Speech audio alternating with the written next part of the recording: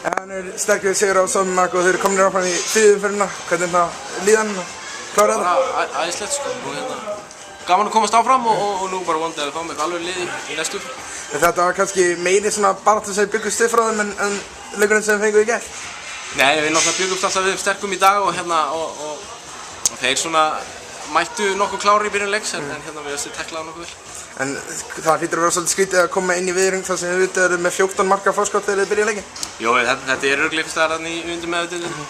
Svo það er svona, mér fannst ég kannski skrifin eftir á svona til að byrja með sérstaklega varnarlega, en já. En eftir baslið að komast úr fyrstu umferðin á Ítalíu þá kom ég hérna og í svolítið miklu auðveldari einvígi. Þetta var kannski svona þægilegt að klára þetta svona. Það er náttúrulega bara yndislegt að fá að spila hérna heima í ásöldum og það held ég hafi hjálpað okkur mikið og bara fannst við klára það með stæl.